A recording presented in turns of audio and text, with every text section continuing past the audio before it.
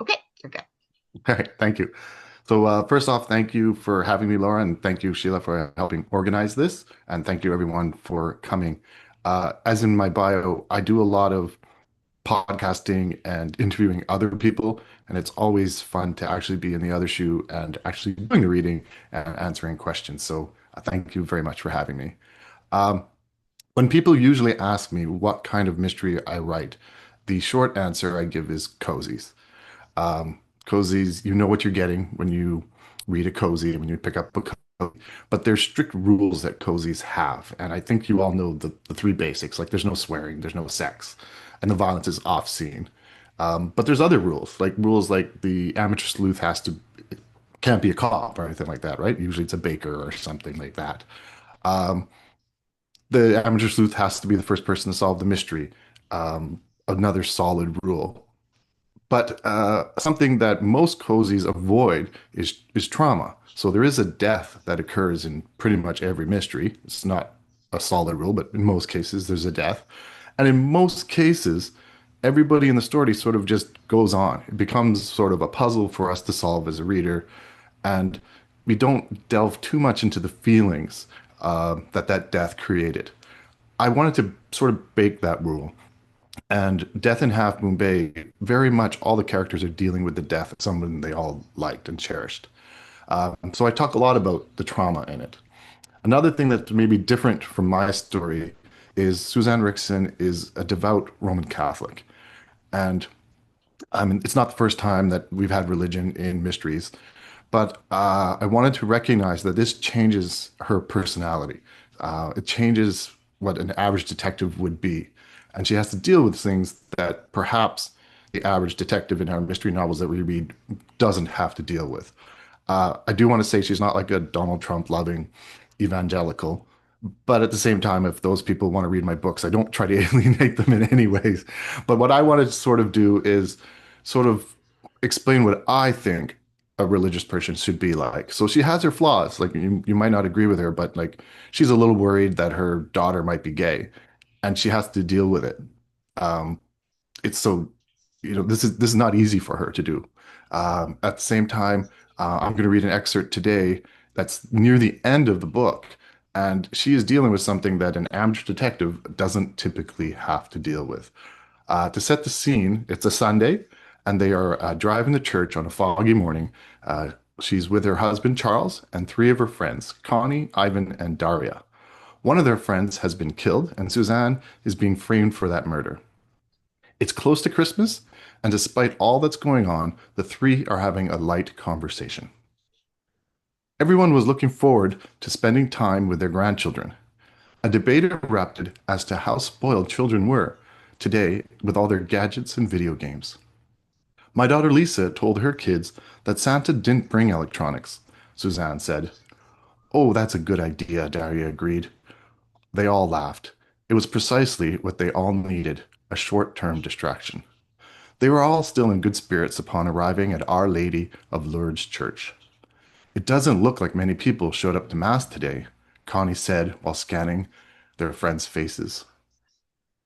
It's the fog, sweetie, Ivan said. Some folks just don't like driving in it. More likely, people are too busy with last-minute shopping and preparing for Christmas, Daria said. The Hendersons left yesterday for Florida. Some people like to get out early, while the airline rates are a little cheaper, Suzanne said. A lot cheaper, Charles pointed out. Our son-in-law is paying for us to go fly out east, and it's costing him a fortune. Oh, is it all right for you guys to leave town? Daria asked. Sorry, do you hear my dog? Okay, good, because he's barking up. Um, why wouldn't it be? Suzanne said. Without another word, she headed into church.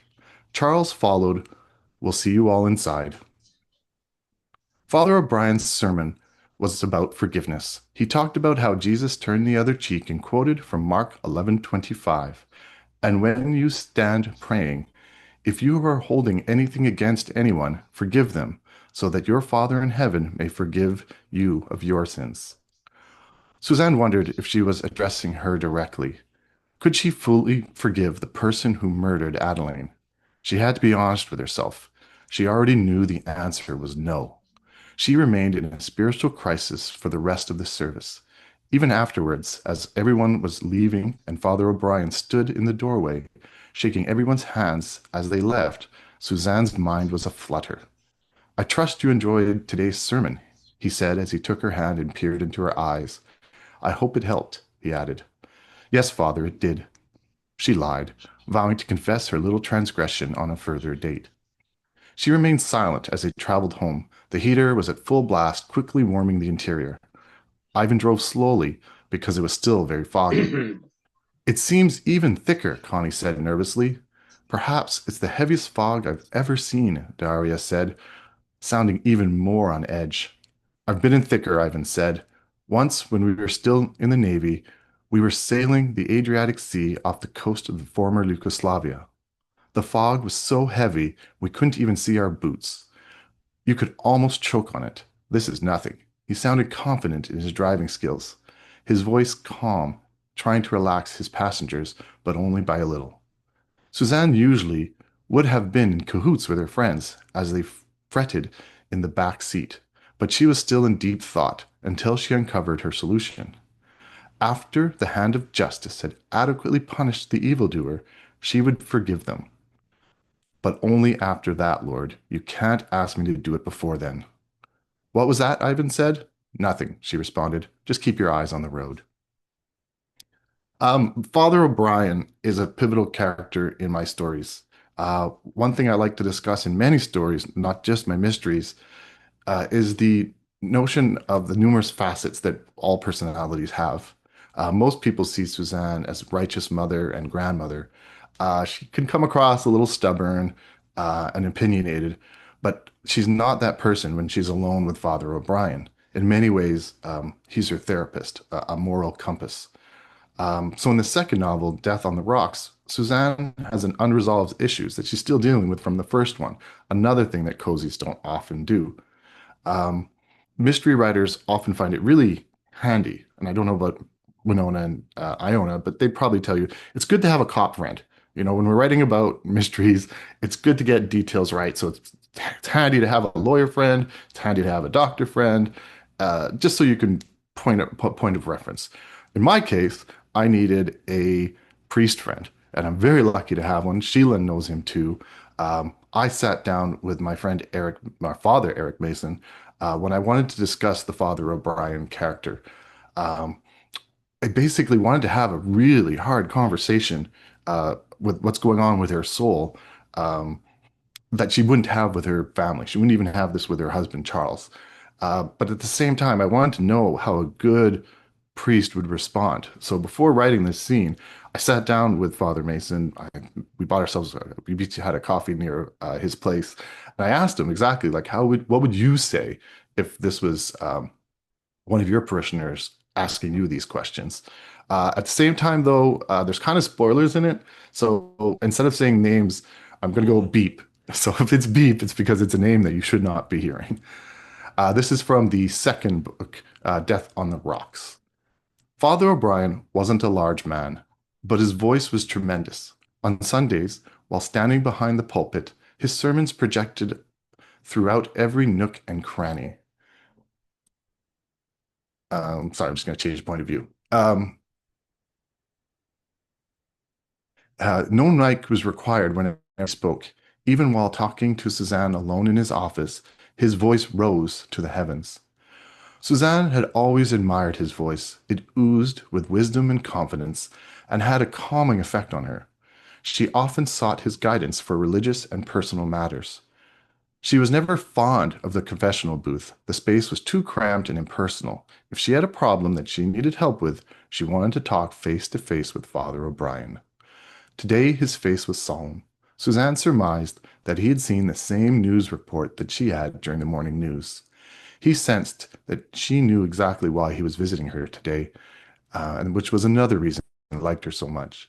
Father O'Brien was always a step ahead of everyone else. Suzanne's hands were busy. She hid them from his desk, or underneath the desk, out of his field of view. It was as if she was holding her needles, working on her cross stitch. This nervous reaction was better than fidgeting. I knew we've been talking about forgiveness for a while, but forgive me, Father. I'm just not there yet. It takes time, Suzanne. You can't heal your soul overnight. It's not my soul that needs healing, it's my heart. I know I'm supposed to turn the other cheek, but it's hard. Beep won't be charged for their involvement in Adeline's murder. The prosecutors say they don't have enough evidence to convict them of being the accessory to after the fact. It feels like I've turned the other cheek and they've hit me again. There's only so much I can bear. Suzanne knew that um, burying Charles's recent turn-in of, of using the other, turning the other cheek was just fine. Father O'Brien didn't answer right away. Instead, he took a deep breath, holding Suzanne's gaze before saying, "A younger version of me would have recited verses from the Bible to you, but I'm sure you've memorized most of them." Ephesians 4:32, Suzanne said, "Be kind and compassionate to one another. Forgive each other, just as Jesus Christ, God, forgave you." Father O'Brien smiled. "Do you remember the verse that comes before it?" Suzanne stretched her memory back, but reluctantly replied no. "Get rid of all bitterness, rage and anger, brawling and slander, along with every form of malice. It's the first step, Suzanne. You have to get rid of the bitterness and rage in yourself before you can forgive others." "I've been trying, but rage burns in me like fire. My friend was killed, and maybe it wasn't Beep's hands, but it was done for them. And then they schemed to have me arrested for the crimes. I can't just toss these feelings away. I've pushed them to the side of my brain, and now it's growing like a tumor and infests my every thought. I've never told this to anyone. Well, other than my own priest, that is." Father O'Brien paused. It was as if he was contemplating divulging his dark secret. He took another deep breath and said, "My father was a cruel man. He used to beat my mom and me, and the next day he'd blame the drink and promise to sober up. He even joined AA a few times, but it was only a matter of time before it would happen again. One night, he was arguing with my mom, and I tried to break it up. As far as I could tell, he wasn't drunk, so I thought that it was safe. I was wrong. He barely noticed that I was there, but he made it blatantly clear that I shouldn't be interrupting grown-up conversations. I was 12 and ready to stand up to him. I yelled, 'Is this the only way grown-ups know how to talk to each other?' Mom snickered at the irony, but he didn't think it was funny. He pushed me out of the way. It wasn't a particularly hard shove. He hit me harder many times before, but still I awkwardly stumbled. I tripped on a toy fire truck and banged my back of my head against the wall. I blacked out. I woke up in my father's arms. He was holding a bloody towel, cupping my head in a large hand. It took me a moment to realize that it was my blood on the towel. He was taking me to the hospital. My mom was pleading to come too, but he didn't want her there. It didn't make any sense to me, but I later deduced why he wanted to stay home. He knew that there would be questions from the doctors and possibly the police officers. He was scared that what my mom would say. He may have almost killed me, but he was still just worried about saving his own skin. The doctors patched me up and explained that I had suffered a concussion. The medical world didn't deal with head injuries like they do now. Lord knows the true extent of the damage that occurred to me that night. But either way, was stitched up and sent back home with my father. I don't know what the doctors told my father or what my father told them, but I knew that my mom would never leave my dad. Not for what he did to me that day, but for all the other times that he hurt us, for all the other times he'd do it again. This was her best opportunity to save us from him. If she wanted to leave, all she had to do was tell the authorities the truth, and they would have removed him from our house. We could have been free of him, but she wouldn't do it. Things only got worse after that. Dad started drinking again, and he didn't even try to stop. Perhaps he knew that my mom would never do anything about it, and that we were stuck. I wondered why my mom never left him. I blamed him for not protecting me, or I blamed her for not protecting me. I enrolled in karate and learned how to defend myself. But if I was being honest, I wanted to more than just protect myself. I was dreaming of fighting back. I wanted to be able to hurt him, but I knew that that day was years away. So in the meantime, I prayed every night that the good Lord would solve my problem and take him away sooner. And one day, when I was 15, the Lord finally heard me. It was a dark night and I was asleep. The doorbell rang and I assumed that my dad had forgotten his keys. It rang again and Mom must have answered it. I strained to hear what was happening. I soon heard crying. I wanted to investigate and found my mom talking to a police officer. He had been in a car accident, one drunk driver hitting another. Both drivers were dead at the scene. Karma, I thought at the time. I should be crying to display the emotion that was expected of me, but I didn't shed a tear for him, not a single drop. I remember feeling that the greatest day of my life. I prayed to God in praise. Thank you, Lord, for hearing me, but what took you so long? Father O'Brien leaned in. That was the day I decided to be a priest. It was a rational decision. It wasn't because I loved God so much, but because I knew I didn't want to have offspring. Children of abuse often end up abusing their children, as if they could be any crueler irony. I didn't want that. I was terrified of becoming my father. In seminary school, studying for the clergy, I was truly confronted with the concept of forgiveness. I had on occasion told others that I had forgiven my parents, but one day I realized I'd been lying. How could I truly forgive my father for all the years of abuse and my mother for not protecting me? I couldn't just wave my hand and push these feelings aside. I had to confront them. He did this to me. Father O'Brien turned his head and peeled back a thin layer of hair. Can you see it? Yes, Suzanne said. It was faint, but still visible, a thin brown line, maybe 2 inches long. In my younger years, with a fuller set of hair, it was easy to conceal this scar. But the scar isn't the actual wound. Some days I get unexplainably tired, and I can never focus on anything for too long. Trauma in the brain is an invisible injury. What he did to me that night, when I was 12, will be with me for the rest of my life. How could I forgive him? But my father's long dead. He'll never know the burden that he has imposed on me. Even when he was alive, he didn't know how much it hurt. My pain is my responsibility. The burden is mine to carry. And the more I hated him, the heavier it got. There's no weight on him, it's all on me.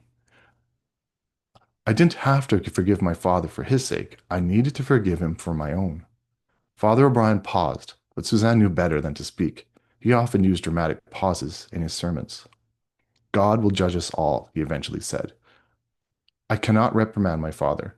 He will never, never have that power, or I will never have that power.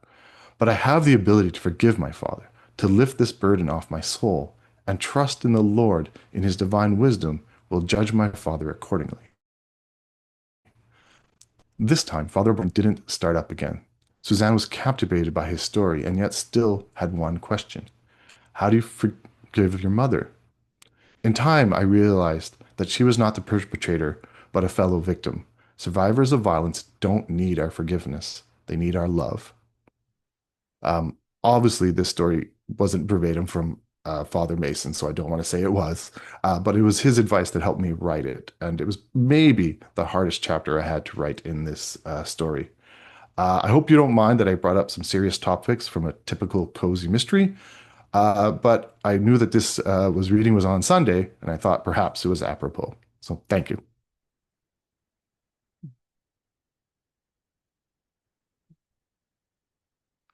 I hope you also